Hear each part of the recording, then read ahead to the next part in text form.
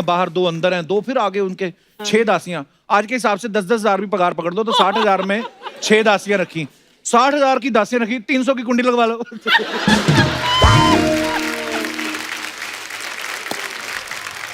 अच्छा, उस जमाने में ना सैनिकों को एक नंबर जाने की बड़ी किल्लत होती थी, क्योंकि किले इतने बड़े बड़े होते थे। एक कोने से दूसरे कोने तक जाना 2-3 घंटे तो उसमें लग गए, बीच में कुछ 10-15 राज दरबारी मिल गए, उनको झुक के करना पड़ता था। अच्छा, आप ऐसे झुको ना तो ब्लैडर पे और प्रेशर पड़ता है महाराज की।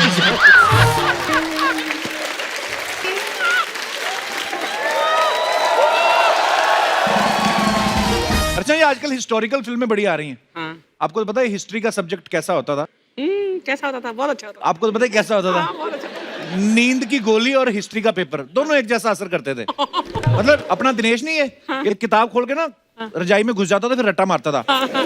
1519 में बाबर ने भारत पे हमला किया था, 1519 में बाबर ने भारत पे हमला किया था, 15 तो इसको पढ़ते पढ़ते नींद आ जाती थी। फिर इसके ऊपर इसके फादर का हमला होता था। उठ तेरे को बोला 12 बजे तक पढ़ता, तू 9:30 हो गया। फिर नींद में उठता था, 9:30 बजे फादर का हमला हुआ था, 9:30 बजे फादर का हमला हुआ था।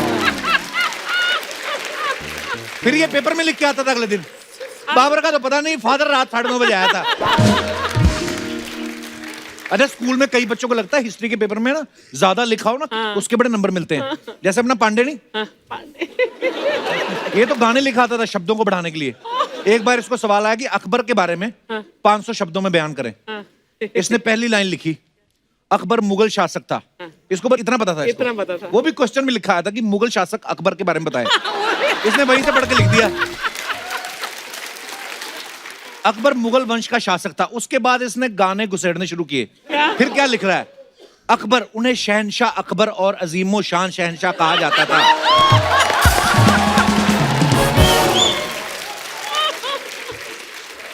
अच्छा, मरहबा मरहबा में शब्द कम बढ़ गए ना, इसने मेरे ढोलक और तबला डालना शुरू कर दिया। ढिंग ताना ना ना ना ना धेरे ना ना धेरे ना ना ढिंग ताना ना ना ना ना ढिंग ताना ना ना। फिर जब मास्टर ने वो पेपर पढ़ा ना, जितनी तबले की थाप घुसेड़ी थी इसने, उसने उससे ज्यादा थाप इसके तबले पे दी।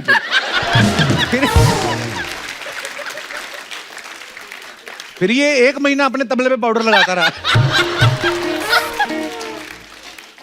3 हफ्ते तक तो ड्रम सेट भी इसने खड़े होके बजाया। अच्छा, पहले के राजाओं की आदत होती है ना, जैसे कोई दासी आके बोलती थी ना, महाराज की जय हो, फलानी रानी को राजकुमार हुआ है, राजा माला तोड़ के दे देते थे, है ना। उनकी रानियां बड़ी होती थी ना, पता नहीं होता था कौन सी रानी की खुशखबरी आ जाए, तो बड़ी सारी मालाएं पहन के रखते थे वो। किसी की भी खुशखबरी आई माला उतार के दे देंगे। कई बार तो पास खड़ा मंत्री बताता था, महाराज चेक तो कर लो किसकी खुशखबरी आई है। दासियों में बड़ा कंपटीशन होता था। दौड़ लगी रहती थी कि राजा को जाके खबर कौन सुनाएगा। रानी को वैसे ही उल्टी आ गई, उसने उंगली खुद ही किया। महाराज महाराज, कई बार तो रानी चोटी से पकड़ लेती थी, इधर आ, किसको खुशखबरी सुनाने जा रही है? काई खुशखबरी? मेरे को तो फूड पॉइजनिंग हुई है। हैं? खुशखबरी सुनाने जा रही है? महाराज तो 2 साल से जंग पे थे। अच्छा, राजा महाराजा जब कभी अपने बच्चे को गोदी में उठाते थे ना, कि ये सारे बच्चों को कभी मिलते थे छुट्टी वाले दिन, छुट्टी वाले तो तब वो गिनता था कि बच्चे 5 हैं, मालाएं 8 गई हैं मेरी।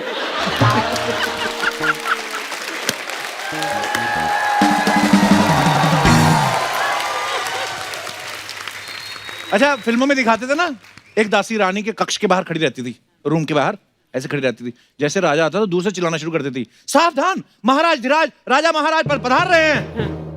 उसका काम यही होता था। महारानी को अलर्ट करती थी वो। महारानी पता नहीं ऐसा क्या कर रही होती थी, उसको अलर्ट कर रही होती थी। अच्छा, उन्होंने कितनी सारी दासियां रखी होती थी उन्होंने। 2 दासियां बाहर, 2 अंदर हैं, 2 फिर आगे उनके 6 दासियां। आज के हिसाब से 10-10 हजार भी पगार पकड़ दो तो 60,000 में 6 दासियां रखी, 60,000 की दासियां रखी, 300 की कुंडी लगवा लो।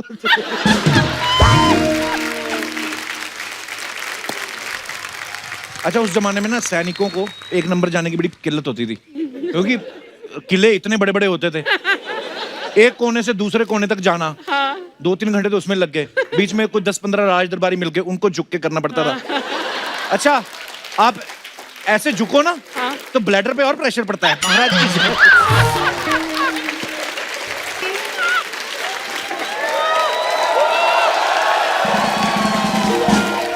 तो फिर कई लोग जुगाड़ करते थे। ऐसे में किसी सैनिक की ड्यूटी लगी रहती है ना किले के सबसे ऊपर, तो वो तो नीचे जा ही नहीं पाता था, तो वो फिर जुगाड़ लड़ाता था। वो जहां से चिपके तीर चलाता था ना, वहीं से बंदूक चला देता था।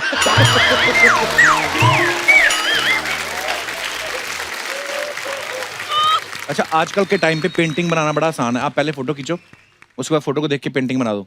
पहले के टाइम पे जो राजा महाराजाओं की पेंटिंग बनती थी, ओह बड़ी मेहनत लगती थी, क्योंकि राजा को खुद ही बैठना पड़ता था ना सामने। उस समय आपने देखा होगा एक मेन पोज होता था, जैसे ये राजा है तो राजा ऐसे बैठा रहता था,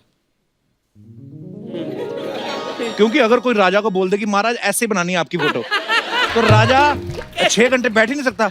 और ऐसे बैठे बैठे भी 6 घंटे ना महाराज को गैस हो जाती थी कभी कभी। अब ज्यादातर आप तस्वीरों में देखना, राजा के हाथ में तलवार और एक हाथ में गुलाब रहता था। तो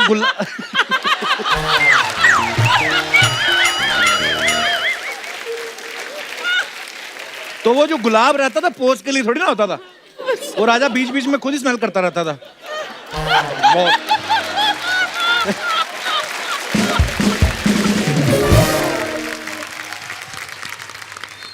अच्छा, आप देख लेना राजा महाराजा और आम लोगों की बात करने में कितना फर्क होता है। बात सेम ही होती है।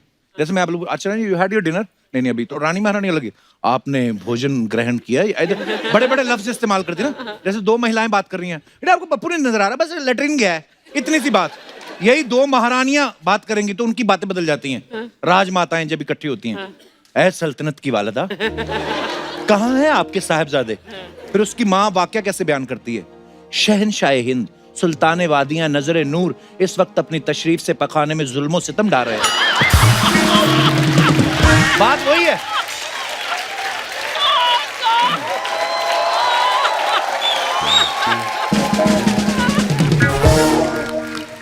राजा महाराजा जब चलते थे कितने कपड़े पहनते थे, आपने देखा होगा। एक बड़ी सी तलवार और पूरी अचकन, ऊपर से लंबी फ्रॉक, उसके ऊपर फिर वो हाफ स्लीव जैकेट, और ऊपर से हाथ पे के लपेट के, और सारा दिन ऐसे ही। हमने तो फिल्मों में देखा यूं करके चलते थे। राजा को गुस्सा भी आता था कि ये शुरू किसने किया था ये लिबास, है ना। सारा दिन ऐसे घूम घूम के ना, शाम को जब थक जाता था फिर राजा अपने सिपाही को बोलता था, हमारे शयन कक्ष का दरवाजा बंद कर दीजिए, हमें आराम करना है। जैसे चला जाता ना, देखता इधर उधर कोई नहीं, फिर उतार के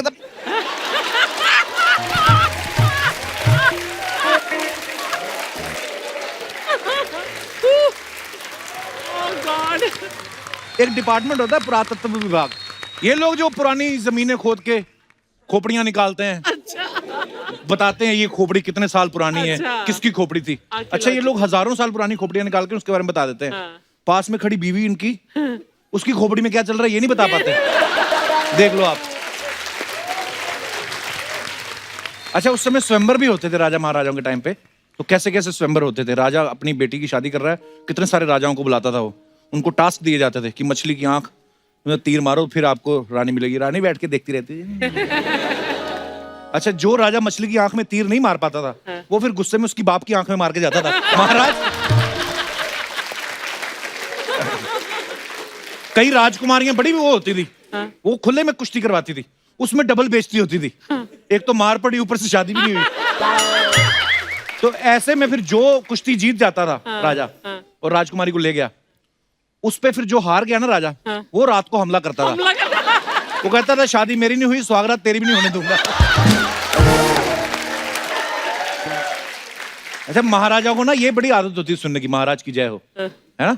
जैसे महाराज आते थे, होता नहीं सारे दरबारी खड़े होते थे, एक आदमी क्यों देता था, बाकी पीछे महाराज की, बाकी कहता जय हो, महाराज की जय हो। जिसको पेमेंट नहीं मिली रहती थी ना, वो ज्यादा इंटरेस्ट नहीं लेता था, वो बोलता था महाराज की।